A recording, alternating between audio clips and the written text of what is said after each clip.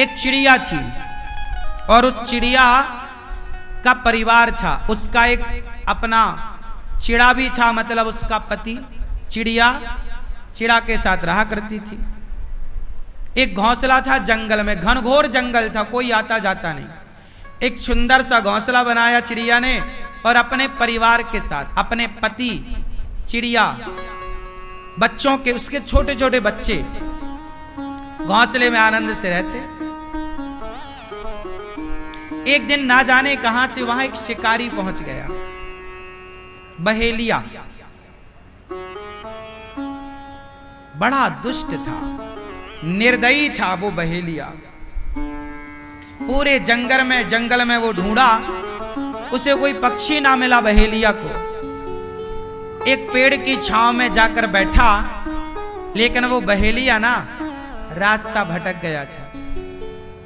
बहेलिया भी जंगल में रास्ता भटक गया और संयोग देखिए कि भटकते भटकते वो उसी पेड़ के नीचे जाकर बैठा जिस पेड़ पर चिड़िया का घोंसला था।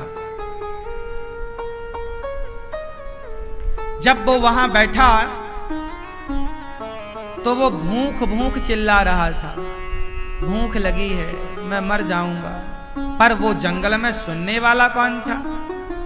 उसे एक भी पक्षी ना मिला, क्योंकि वो मांसाहारी था, पक्षी मारता, पका के खाता, पर मिला ही नहीं। तो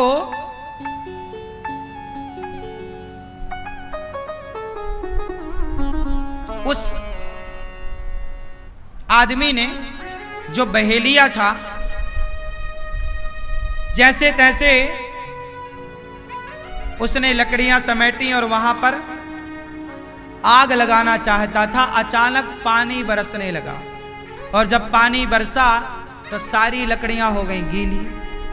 अब आग ना लगे, वो ठिठुर रहा है, रास्ता भटक चुका था, ठिठुर रहा था। तो चिड़िया बैठी डाल पर अपने पति से कह रही है, सुनो, देखो ये अपने द्वारे आया है,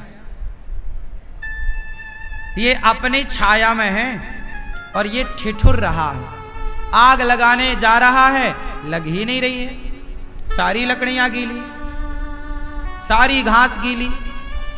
चिड़िया बोली, अपन अपना घोंसला इसको दे देते हैं। तो चिड़िया ने अपने बच्चों को डाल पर बिठाया और अपने घोंसले को कुतर दिया अपनी चोंच से। तो उसका घोंसला टूटा और नीचे आया। बहेलिया देख के बड़ा खुश, ऊपर देखा तो चिड़िया बैठी और इसने घोंसला पाया सूखा तो तुरंत उसमें आग लगाई। उसके माध्यम से उस लकड़ियों में अब धीरे धीरे आग लग गई और आग लगी तो उसका सर्दी दूर हुई, जान में जान आई। पानी बरस गया था तो पानी पीने का बंदोबस्त तो था, वो पानी पी लिया, पर भूख लगी। कोई अब दूर दूर तक पक्षी नजर नहीं आ रहा है, पर उसी पेड़ पर चिड़िया बैठी है, उसके बच्चे बैठे हैं और उसका पति है। चिड़िया बोली अपने पति से, इसे भूख लगी और ये हमारा अतिथि है और द्वार पे आया अतिथि, उसे भोजन देना हमारा, तो क्या दें? अब वो बहेलिया भी बार बार चिड़िया को देखे और वो बार बार निशाना लगाए, बार बार निशाना लगाए। उसे लगे कि कहीं चिड़िया उड़ ना जाए, पर वो चिड़िया तो खुद बैठी थी। उसने निशाना लगाया भी, धनुष उठाया, बाण चढ़ाया, उसको लगा ये चिड़िया मर जाएगी तो मेरा बंदोबस्त हो जाएगा। चिड़िया बोली कि ये मेरे द्वार पे आया अतिथि है, इसको भोजन देना चाहिए। तो उसके चिड़ा ने कहा, मतलब चिड़िया के पति ने, कि कैसे भोजन दें, हमारे पास तो कुछ है ही नहीं। चिड़िया बोली, ये मांसाहारी तो है, एक काम करती हूं, स्वामी आप बच्चों को संभालना, मैं इसका भोजन बन जाती हूं। उसका पति बच्चे तड़प गए, ना ना ना तुम मत जाओ। बच्चे बोले अच्छा हम जाते हैं। हम इसका भोजन बनेंगे। चिड़िया बोली नहीं, मैंने सुना है, देखिए चिड़िया है, पक्षी है, पर वो ये जानती है कि द्वार पर आया अतिथि भूखा ना जाए। तो चिड़िया बोली आप खुश रहना, मैं। चिड़िया उस जलती हुई आग में अपने से कूद गई, जल गई।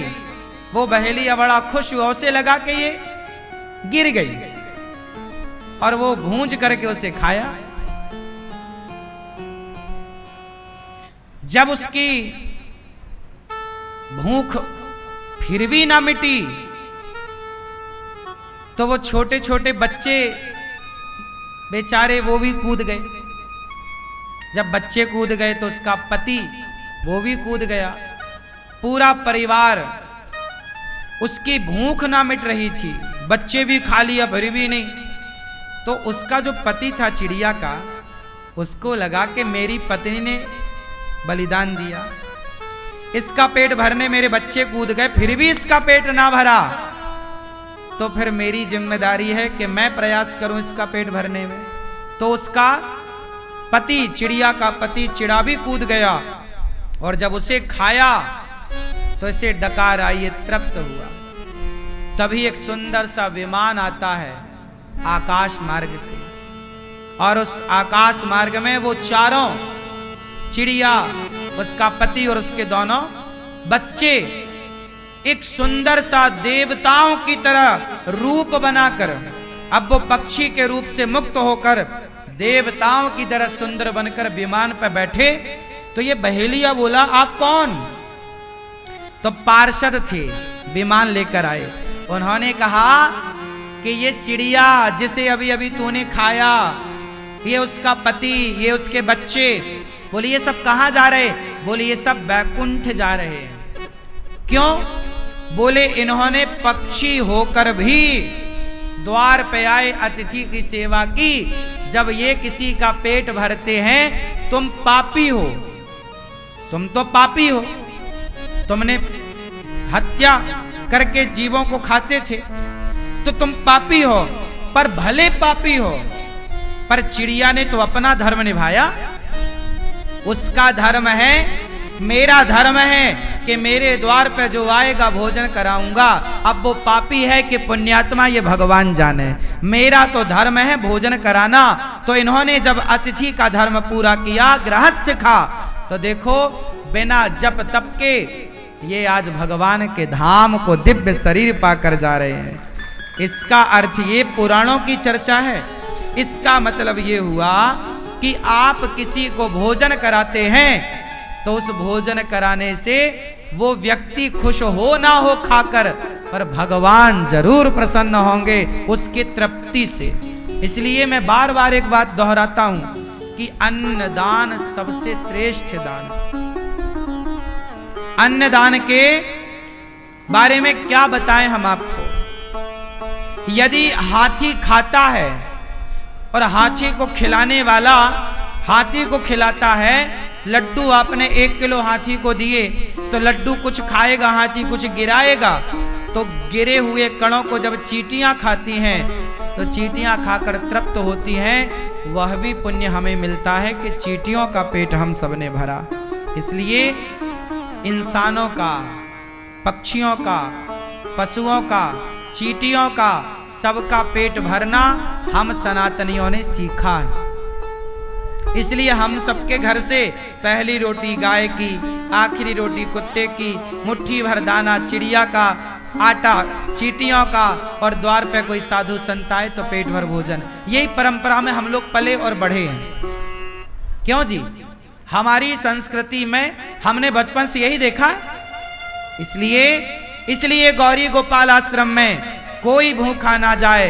इसलिए ये दास अनिरुद्ध को लगता है कि हमारे द्वारा यदि ईश्वर ये कार्य कराना चाहते हैं तो हम पूर्ण रूप से समर्पण भाव से प्रभु की सेवा मान करके, ये सब आपकी सेवा, प्रभु की सेवा, इसलिए संत लोग रोज आते हैं। ये तो मेरा सौभाग्य है।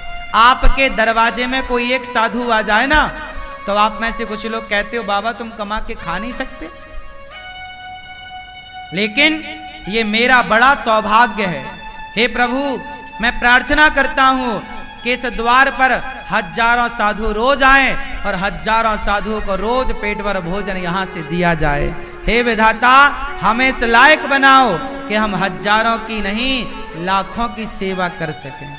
ये तो हमारा सौभाग्य है कि इस दरवाजे संत आते हैं। वो अच्छा है जिस दरवाजे संत आते हैं। वो घर घर है जिस घर में साधु संत के चरण पड़ते हैं।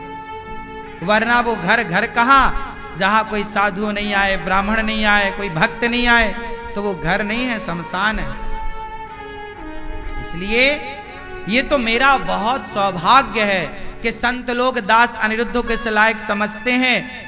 आप सब गुरु पूर्णिमा है, आप विचार करना कि आप भी इन संतों को एक दिन की सेवा आप कराएं कि आज हमारी तरफ से संतों को भोजन बांटा जाए।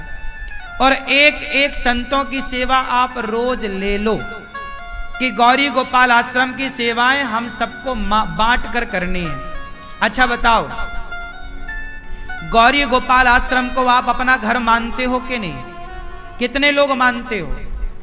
यदि गौरी गोपाल आश्रम को आप अपना घर मानते हो, जो नहीं मानते उनसे मेरी प्रार्थना है, गौरी गोपाल को अपना घर मानो। गौरी गोपाल आश्रम को अपना घर मानिए और यहाँ जो सेवाएं होती हैं उन सेवाओं से आप जुड़िए और ये सोचिए कि ये सेवा हमारे द्वारा हो रही है तो उसका फल आपको मिलेगा। ये घर, गुरु का घर आपका घर होता है। गुरु का घर शिष्य का घर होता है और शिष्य का घर गुरु का घर होता है।